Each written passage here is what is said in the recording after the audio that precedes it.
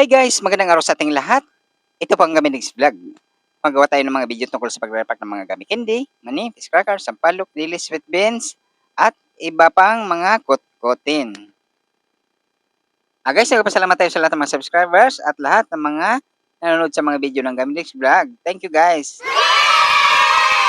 Kung magustuhan nyo mga ganitong klaseng video, please like, share, and subscribe para maging updated kayo lagi sa mga bagong video ng Gaminix Vlog. Ang re-repakin natin ngayong June 13, 2025, Fish Cracker DA Original.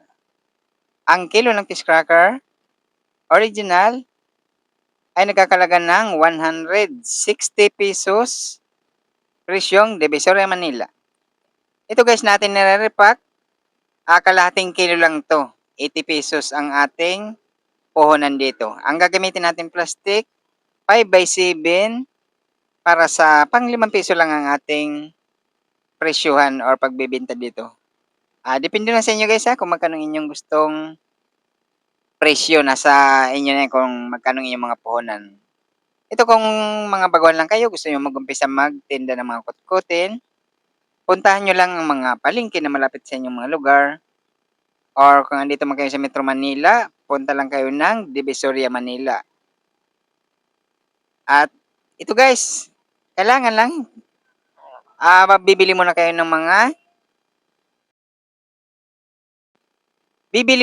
ng pagkalakalahating kilo at susubukan ninyo sa inyong mga lugar kung magiging mabili o kahit anong mga kutkutin guys, mga gummy candy, mga mani, mga sampalok, or dito sa ating channel guys, marami tayong mga video dito tungkol sa pagre-repack ng mga iba't ibang klaseng mga kutkutin.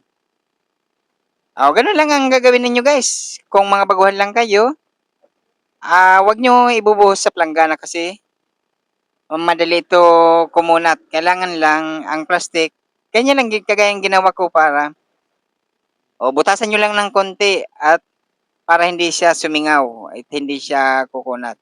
Masarap kasi itong mga crackers, malutong. Yan ang hinahanap ng ating mga kababayan. Ganyan lang ang inyong gagawin guys. At saka sa inyo na kung magkano inyong presyuhan sa inyong pagbibenta sa isang balot. Ito sa akin, ₱5 piso lang yan. At bago naman ninyo yan i-sell, kailangan bibilangin nyo muna kung magkano inyong mga puhunan at kung magkano inyong gustong tubo. Pwede yan bawasan or dagdagan yung mga nire-repack ninyo. Pagkatapos ninyong i-repack or ilagay sa mga plastic. Ganun lang kasimple ang itong mga pagtitinda guys. Ng mga kutkutin or mga gummy candy, mga crackers. Yan. Kahit mag-umpisa lang muna kayo ng pakunti-kunti muna. At mag-multiply din yan. Kasi yan, kung sa mga bahay lang kayo, pwede nyo i-display yan sa mga bintana. Yan, kung meron kayong mga bakante dyan, mga bintana na malapit lang sa mga kalsada, yan, pwede yan i-displayan. Mas maganda, wag nyong lalagyan ng screen para kitang-kita sa labas ng ating mga kababayan. Mas maganda yun. At kahit malayo, nakikita ang ating mga paninda at nahawakan ng ating mga kababayan. Yan. Yung parang ganito guys. Yan na open lang siya. Yan. Yan ang mas maganda para nakikita ang lahat ng ating mga kutkutin ng mga paninda. Ang kagandahan nito, hindi na kayo magluluto. Bibilihin nyo lang sa mga palengke or kahit sa mga lugar na mga tindahan ng mga kutkutin. I-repack nyo lang. Ayan, mas malaki ang mga tubo ng mga ganito. At kung kayo man ang mamimili guys, kailangan pipiliin ninyo ang magagandang klase. Kagaya nitong fish cracker, unang-una titingnan nyo ang plastic guys na pinagbabalutan niya. Kailangan yung malinaw. Ibig sabihin, yung wala pang siyang mga powder-powder ng fish cracker, ibig sabihin yan, bago yan. Pagka malinaw ang plastic. Pero kung nakita mong parang sabog na ang plastic at saka maraming powder na ng fish cracker, huwag yung kukunin. Ibig sabihin na yun. Lamog na at luma na. Ganun ang pagpili nito. Para titingnan nyo kung malutong pa. Yun ang ano nito, ang mga pagpipili nitong fish cracker guys. At saka check nyo ang plastic na pinagbabalutan ninyo sa pagbibili ninyo. Baka may mga butas. Kasi meron yan guys, minsan may mga butas ang plastic. Kaya pag hindi nyo napansin, pag uwi nyo sa bahay, wala na, kunat ng inyong nabibili. O yan, bago ninyo isid yan guys ha. Bibilangin nyo muna kung magkano inyong puhunan at kung magkano inyong gustong tubo. Ayan, kahit yung kalahating kilo guys, itong nirepack natin, kalahating kilo, ang puhunan natin dito ay 80 pesos. Or depende sa inyong lugar kung magkano, baka mas mataas pa ng konti. Kailangan hindi bababa sa 25 piraso ang inyong marerepack sa kalahating kilo. O minsan mga 27 kabalot ang inyong gagawin. Or depende sa presyo na gusto nyo.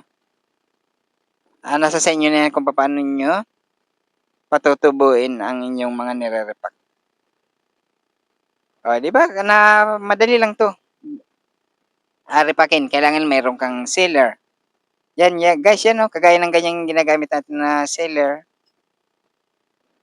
Mas maganda yung ganyan kasi madali ninyo maisasara. At saka maganda tingnan pagka nakasealed ng ginagamitan natin ng sealer. Yan. Kagaya ng ginagamit natin. Yan. Yung ginagawa ko, medyo pinipiga ko siya ng dahan-dahan para wala siyang hangin. Yan. Or nasa sa inyo na, okay lang kung may hangin ng plastic, okay lang yun. Depende na sa inyo. Style lang yan. O yan. Yan di ba maganda na yan? At pwede nyo yan i-display sa yan, yung planggana na pinaglalagyan natin, yung mga ganyan. Pwede nyo display yan sa mga tray or mga basket. Or depende sa diskarte natin guys kung paano ninyo i-display yan. Kung mayroon tayong mga bintana or mga lamisa, ilagay nyo sa labas ng bahay ninyo, i-display nyo, mabibili din yan.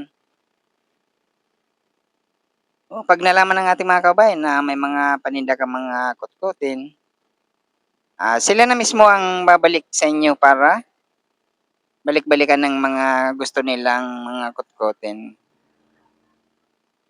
Ganyan lang kadali. Kailangan lang may puhunan din tayo na iumpisa natin. Kahit hindi naman gaano kalakihan ang puhunan natin, mag-multiply din yan.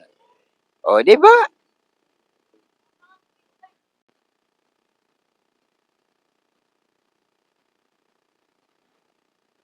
Ayan, ganyan lang kadali gawin itong mga mas maganda guys kung magtitinda kayo ng mga kutkutin, kumpletuhin nyo na. Mayroong mga gummy candy.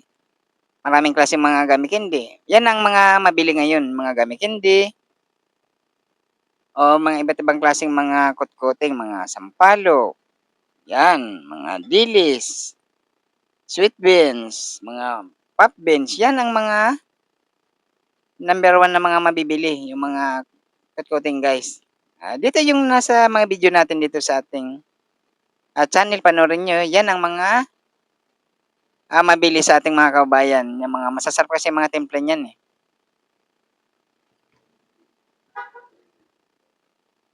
Yan lang, di ba? Madali lang gawin yan. Guys, kailangan paglalpak nito mabilisan natin to i-shield para hindi siya sumingaw.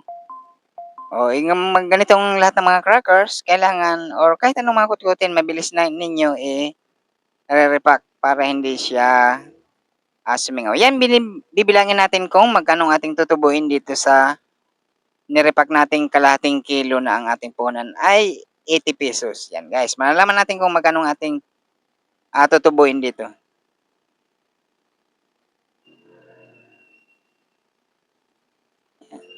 80 or 80 pesos ang ating puhunan dito guys. Yan guys, 80 pesos puhunan, 55 pesos ang ating tubo. Guys, nagpapasalamat ang Gamit X Vlog sa lahat ng mga subscribers at lahat ng manood sa mga video ng Gamit X Vlog. Thank you guys. Kung magustuhan nyo mga ganitong klaseng video, please like, share, and subscribe at gawin nyo rin para lahat tayo ay kumita. Thank you guys. Bye. Abangan nyo ang susunod nating video.